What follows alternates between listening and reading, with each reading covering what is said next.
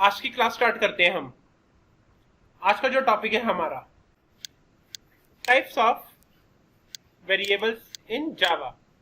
अगर जावा के अंदर मेरे को ये समझ में आता है कि वेरिएबल क्या है, करता है क्या है, जावा के प्रोग्राम के अकॉर्डिंग मेमोरी कैसे स्टोर होती है, यूजर के अकॉर्डिंग कैसे वर्क करता है, तो हम ये जानना चाहेंगे टाइप्स ऑफ वेरिएबल इन जावा। पहला क्या आ रहा है, लोकल, इंस्टेंस और स्टैटिक। तीन टाइप के वेरिएबल आपको दिए गए हैं। लोकल को सबसे पहले समझते हैं। लोकल क्या कहते हैं, it's declare inside of body और मेथड एंड क्लास। हम इसे क्लास के अंदर डिफाइन करते हैं, मेथड के अंदर, या फिर बॉडी, जो भी पूरे प्रोग्राम की बॉडी के अंदर होती है, वो एक पर्टिकुलर जिस लोकेशन एरिया के अंदर हम डिफाइन करते हैं। जैसे कि मैंने मेथड यानी कि फंक्शन के अंदर डिफाइन किया, तो बस वहीं पर यूज हो रहा है। एक क्लास के अंदर यूज किया, डिफाइन किया, और वहीं पर उसका यूज हो जाता है। सेकेंड नंबर ये हमें क्लियर करता है, declare inside of class. Class के इनसाइड में ही आते हैं, but outside of body of method, इनकी मेथड के बाहर और क्लास के अंदर होते हैं। लास्ट होते हैं static, declare as static, not be use as local. Memory location जो होती है वो कैसी होती है, इसके अंदर स्टैटिक होती है, इनकी एक जगह फिक्स्ड होती है, चेंज नहीं होती। वेरिएबल हैपेंस ओनली वंस, ये एक ही बार यहाँ पर यूज होते हैं जब प्रोग्राम मेमोरी क्लास का यूज किया जाता है। तो अगर मैं इनके अकॉर्डिंग समझा कि तीन कैटेगरी हैं, तो ये जो तीन कैटेगरी आ रही है, इसके अंदर डेटा टाइप, क्योंकि मैं यहाँ पे समझ रहा था data types in Java, core Java and types, उसके टाइप क्या क्या थे। जावा के अंदर जो डेटा टाइप्स होती हैं, पहले हम यहाँ पर क्या समझ रहे थे, वेरिएबल समझ रहे थे, अब हम क्या समझ रहे हैं जावा के अंदर। जावा के अंदर डेटा टाइप्स को अब हम समझने वाले हैं क्या है। अभी यहाँ तक के पॉइंट को मैंने लिया है, ठीक है। डेटा टाइप्स इन जावा को हम समझ रहे हैं। तो देखो जावा के अंदर क्या होता है, data type is use for specify. Data type क्या होता है, यूज करते हैं स्पेसिफिक किसके लिए, define different size values variables के ऊपर डिफाइन करते हैं कि आपने किस तरह का दे रखा है। जो कि हमारे पास यहाँ पर डेटा टाइप्स होते हैं हमारे पास, वो बेसिकली कितने टाइप के होते हैं, टू टाइप्स के डेटा टाइप। पहला कौन सा है, प्रिमिटिव डेटा टाइप, जो से क्या होता है, ये खुद ही डिफाइन कर के रखता है। खुद कौन डिफाइन कर देता है, जावा डिफाइन कर देता है। दूसरा क्या है, नॉन प्रिमिटिव डेटा टाइप, ये भी जावा डिफाइन करता है। जब दोनों ने ही जावा को करना है तो वो किस तरह से करना है, तो उसके अब हम समझते हैं टाइप्स को, कि हमारे पास प्रिमिटिव डेटा टाइप और नॉन प्रिमिटिव डेटा टाइप ये क्या है, इसके अंदर किस किस तरह के डेटा टाइप होते हैं। तो देखो, कुछ ऐसे डेटा टाइप जो कि एक सिंगल वैल्यू को होल्ड करते हैं, वो होते हैं प्रिमिटिव डेटा टाइप। जैसे कि ये देखो, boolean, char, byte, short, int, long, float, double, सब आ गए हमारे पास सिंगल वैल्यू को स्टोर करने वाली डेटा टाइप। दूसरा क्या होता है, नॉन प्रिमिटिव डेटा टाइप, जिसके अंदर क्या आता है, क्लास, इंटरफेस, एरेज, दोनों आए थे, तीनों आए थे, सब आ गए इसके अंदर। क्लास के अंदर देखा जाएगा तो बहुत सारे फंक्शंस होते हैं, इंटरफेस के अंदर देखा जाए तो बहुत सारे मेथड होते हैं, एरेज के अंदर देखा जाए तो मल्टीपल वैल्यूज होती है। एरे तो होते ही इसीलिए जब हमने मल्टीपल वैल्यूज यूज करनी हो, 1D 2D 3D 4D 5D, जिस भी तरह का आप डी यूज करना चाहें एरे के अंदर कर सकते हैं।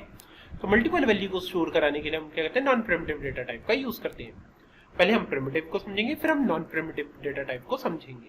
Types of primitive data type जो थे वो कौन कौन से थे, पहला बूलियन, जो कि 0 और 1 को स्टोर करता है, बाइट्स, जो कि सिस्टम कोड के अकॉर्डिंग स्टोर करता है, जिसके अंदर हमारे पास -128 से लेके +127 तक आ सकता है। कैर, करेक्टर के लिए, शॉर्ट वैल्यूज के लिए, इंट, इंटीजर्स के लिए, लॉन्ग, इन्हीं वैल्यू को आगे एक्सटेंड कराने के लिए, फ्लोट, पॉइंट में डेसिमल में देने के लिए, और डबल। हर डेटा टाइप्स होती हैं वो कितनी मेमोरी यूज करते हैं, किसके अंदर कितनी मेमोरी का यूज आया। चार्ट जिसके अंदर आपको क्लियर कराया गया है कि किसके अंदर किस तरह की मेमोरी आएगी। बूलियन ट्रू और फॉल्स के अकॉर्डिंग होता है, आप फॉल्स लिखें या फिर ट्रू लिखें, बाइट तो एक ही यूज करेगा ये। करेक्टर के अंदर जब हम आते हैं, ये कितना यूज करता है, करेक्टर जो से, जैसे कि आपने दे दिया /U000, या फिर एक आपने सिंपल एक करेक्टर दे दिया AZ, कुछ भी इस तरह से दे दिया, कितना बाइट स्पेस यूज करेगा, 2 बाइट का। याद रखना हमेशा जो सा ये कहाँ पर आता है, अपोस्ट्रोफीज के अंदर आता है। उसके बाद मैंने समझा बाइट की किस होता है, 0। अगर आपने एक सिंगल करेक्टर दे दिया तो 2 बाइट का यूज करेगा। लॉन्ग कितना यूज करता है 0 देने पर, 2 बाइट। इंट कितना यूज करता है, 4 बाइट। लॉन्ग जो यूज करता है वो 8 बाइट, फ्लोट 4 बाइट, और लास्ट में डबल, ये लॉन्ग जितना ही यूज करता है यहाँ पर 8 बाइट। देखो सारे डेटा टाइप जब भी आपको देने होते हैं तो आप यहाँ पर डायरेक्टली देते हैं। आप देखो यहाँ से लेके यहाँ तक आप यहाँ पे फॉल्स लिखें या फिर ट्रू लिखें या फिर आप लिख दें 0/1 लिख दें, एक ही बात है। तो यहाँ से लेके यहाँ तक देखो सिंगल कैरेक्टर जो कि आ रहे थे उन सब में आप 1 2 3 4 5 कुछ भी यहाँ पे ऐसे डिफाइन कर सकते थे।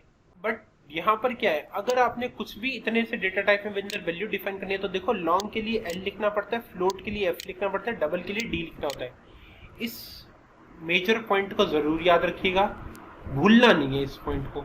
अगर भूल गए तो कंफ्यूजन क्रिएट हो जाएगी कि हाँ एक्चुअली ये वर्क कैसे कर रहे हैं। चलिए अब जो कि हमने यहाँ पर डेटा टाइप समझे हैं इनको प्रैक्टिकल करके देखते हैं।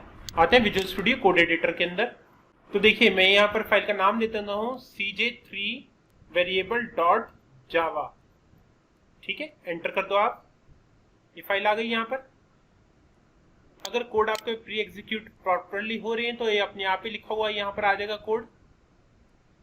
ना भी आए तो कोई टेंशन लेने वाली बात नहीं है। देखो सपोजिट आया ही नहीं मेरे पास तो कोई बात नहीं, बस यहाँ पर क्लास लिखूंगा, यहाँ पर आकर टैब प्रेस कर देंगे आप, ये पूरा कोड ऑटोमेटिक आ जाएगा। तो ये देखिए मेरे पास भी आ चुका है। इसके अंदर आप आएंगे, डिफाइन करना आपने मेन, एक एक करके प्रोग्राम डेवलप करते हैं इनको समझने के लिए।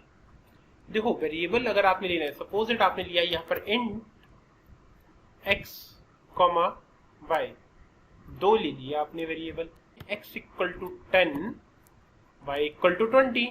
मैं चाहता हूं इनका टोटल होकर आ जाए एक तीसरे वेरिएबल के अंदर। मैंने क्या किया, एक और वेरिएबल लिया z इक्वल टू टोटल करना है x प्लस y का। इसको प्रिंट करवा के देखता हूँ क्या ये सच में होकर आता है। तो यहाँ पर sys out लिखा मैंने, यहाँ पर दे दिया मैंने z ताकि मेरे पास ये प्रिंट होकर आ जाए। अब देखिए यहाँ पर इसको रन करने के लिए आप क्या करेंगे, बस यहाँ पर रन के ऊपर क्लिक कर देंगे। आउटपुट आपके सामने आएगा 10 + 20 = 30। जैसे कि आप यहाँ पर समझ पा रहे हैं मेरे पास ये जो वेरिएबल आया है ये डायरेक्टली मैंने यहाँ पर डिफाइन किया था और उसके अकॉर्डिंग वैल्यू डिफाइन होकर मेरे सामने आ गई है। तो देखा जाए तो मैं ये एक बात क्लियर करना चाहूंगा कि मेरे पास यहाँ पर ये जो वेरिएबल था ये किस तरह का था। ये जो कि आपने यहाँ पर वेरिएबल दिया था ये डायरेक्टली आपने मेन के अंदर आकर दे दिया। तो ये तीनों वेरिएबल के जो डेटा टाइप आते हैं वो कौन से थे, इंस्टेंस वेरिएबल। तीनों इस तरह के वेरिएबल थे जिनका आपने यूज किया। मैं अभी फंक्शन नहीं समझा रहा, आपको वेरिएबल समझा रहा हूँ। तो एक एग्जांपल ले लेता हूँ जिसके अंदर मैं बता सकूँ। फंक्शन मैं यहाँ पर एक लेता हूँ void, मैंने इसके अंदर एक वेरिएबल डिक्लेयर किया, इन डेटा फन नाम से वेरिएबल ले लिया, वैल्यू स्टोर कर देता हूँ दैट इज 10। आउट के थ्रू मैंने यहीं पर इसे डेटा फन को प्रिंट करवा दिया। अब ये जो मैंने इसके अंदर वेरिएबल क्रिएट किया ये किस तरह का हो गया, ये हो गया लोकल वेरिएबल।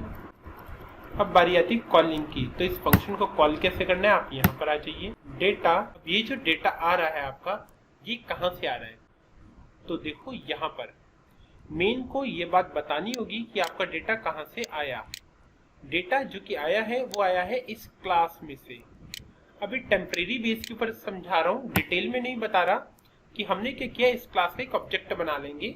तो मेरी क्लास जो थी cj3 एक वेरिएबल बनाता हूँ cj3 = न्यू, क्लास का एज अ मेथड के थ्रू दे दिया। अब जिस नाम से आपने वेरिएबल बनाए उस नाम को इसके आगे लगा दीजिए, क्या आगे दे देना है डॉट। तो इसके बाद आप इसे रन कर दीजिए। फंक्शन देने के बाद आपके पास यहाँ पर आउटपुट जो कि इसकी वैल्यू आपने 10 स्टोर कराई थी प्रिंट होकर आ जाती है। देखिए ये आपका बेसिक सिंटैक्स वाला ये प्रोग्राम है आपके पास।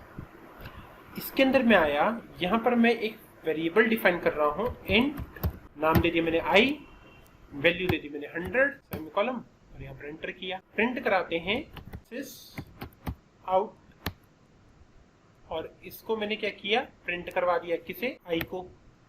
ये एक ऐसा मेथड है जो कि आपको ये क्लियर करता है कि आप एक लोकल मेथड के अकॉर्डिंग कॉल कर सकते हैं।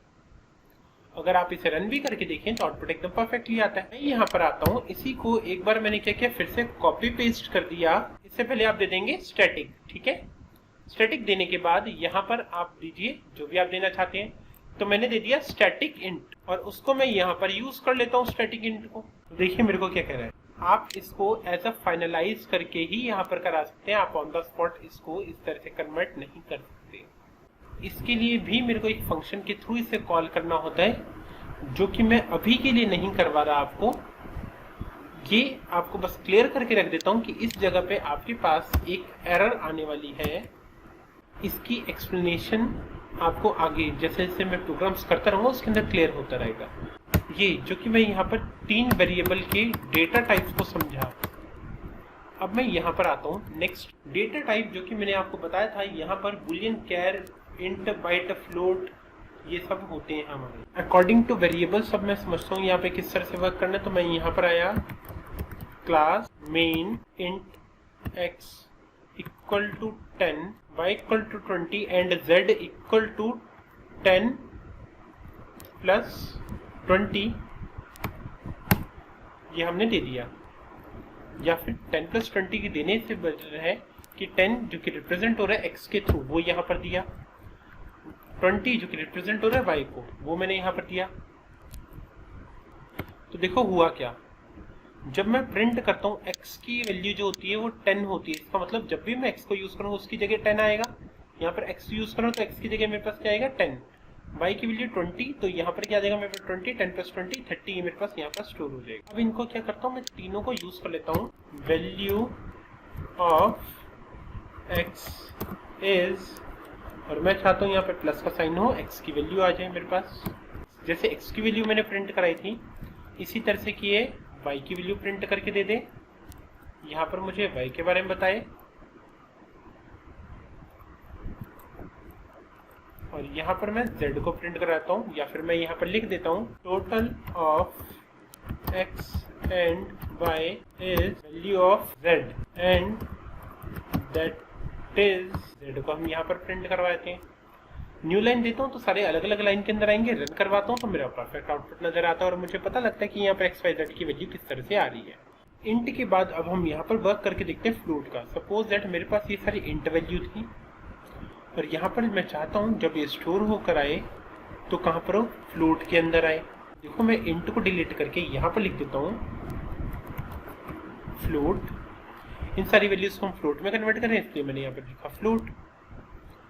उसके बाद मैं आता हूँ यहाँ पर x की वैल्यू जो कि आपने 10 दे रखी है वो आपने कैसे दे दी 10f फ्लोट 20f फ्लोट। तो अपने आप ही यहाँ पर 10f और 20f स्टोर होगा जो कि यहाँ पर मिल जाएगा 30f यानी कि 30 मेरे प्रिंट होकर आएगा। That is float value. Run करके देखता हूँ मैं। सबसे बॉटम में नोटिस करेंगे आउटपुट आ जाएगा आपका 30.0। तो देखिए यहाँ पर इन सबको मैंने फ्लोट में करके देखा। फ्लोट में करने की वजह से नोटिस करो यहाँ पर 10 जो कि कोई डेसिमल वैल्यू नहीं है, 20 एक डेसिमल वैल्यू नहीं है, तो आंसर तो मेरे को पास 30 आना चाहिए। बट जो कि आपने इसे फ्लोट में कन्वर्ट कर दिया था इसलिए आंसर क्या आता है, दैट इज 30.0 जो कि एक फ्लोट वैल्यू है। सपोज दैट मेरे पास ये फ्लोट वैल्यू है, फ्लोट से इंट में और इंट से फ्लोट में कन्वर्ट करना है मुझे। क्या मैं ऐसा भी कुछ कर सकता हूँ कि इन दोनों की आपस में कन्वर्सेशन हो जाए? हाँ बिल्कुल हम कर सकते हैं। तो मैंने लिया इंट का i, वैल्यू डाली मैंने इसके अंदर 10, i को प्रिंट करा लिया हमने यहाँ पर। अब मैं क्या चाहता हूँ, ये जो i की वैल्यू है वो कन्वर्ट कैसे हो जाए, फ्लोट में हो जाए। फ्लोट में कन्वर्ट हो जानी चाहिए। फ्लोट का मैंने यहाँ पर दिया है f। फ्लोट में कन्वर्ट करने के लिए मैंने यहाँ पर बता दिया कि इंट की वैल्यू आ जाएगी। तो मैंने क्या किया, f इक्वल टू i कर दिया। अब i के आगे इस एक्सप्लेनेशन की जरूरत तो नहीं रह गई मुझे। अब f को यहाँ पर हम प्रिंट करवा देंगे। अब मुझे ये देखना है कि अगर ये मेरे पास फ्लोट में कन्वर्ट हो चुकी है तो क्या ये डॉट में आती है। रन करता हूँ। अगर मेरे पास यहाँ पर f की वैल्यू f इज डॉट में आता है 10.0 तो इसका मतलब फ्लोट हो चुकी है। रन करके देखता हूँ, चेक करते हैं। सबसे नीचे चेक करते हैं यहाँ पर i is 1 f is 10.0, yes int से फ्लोट में कन्वर्ट हो गई। और नेक्स्ट मोटो मेरा क्या है, मैं वापस फ्लोट से इंट में कन्वर्ट कर देना चाहता हूँ। तो यहाँ पर मैंने लिया इंट फ्लोट टू इंट, मैंने इस वेरिएबल का नाम दे दिया इक्वल टू। यहाँ पर मैंने क्या किया, एक फ्लोट वैल्यू डाल दी जो कि मेरे पास किसके अंदर है। और उसके बाद मैंने system.out के थ्रू इसको प्रिंट करवा दिया। मैंने जब इंट से फ्लोट में कन्वर्ट किया ये डायरेक्टली होता है, बट जब आप फ्लोट से इंट में कन्वर्ट करते हैं तो ये डायरेक्टली नहीं हो पाता, एक एरर क्रिएट करता है। इस एरर को सॉर्ट आउट करने के लिए आप यहाँ पर ब्रैकेट में पहले बता देंगे कि हमें इंट वैल्यू फ्यूचर में डालने वाले, तो कोई एरर नहीं आएगी। अब आप इसे रन करके देखेंगे, परफेक्टली आउटपुट आपके सामने आएगा। ठीक, जैसे कि मैंने ये बेसिक डेटा टाइप समझा, इसी तरह से कुछ और डेटा टाइप्स को हम नेक्स्ट क्लास के अंदर समझेंगे। आज की क्लास को यहीं पर मैं ओवर करता हूँ। नए कॉन्सेप्ट्स के साथ नेक्स्ट क्लास के अंदर हम मिलते हैं। All the best, good everyone. ये पूरा प्रोग्राम मैं आपसे शेयर कर रहा हूँ, एक बार देख लीजिएगा।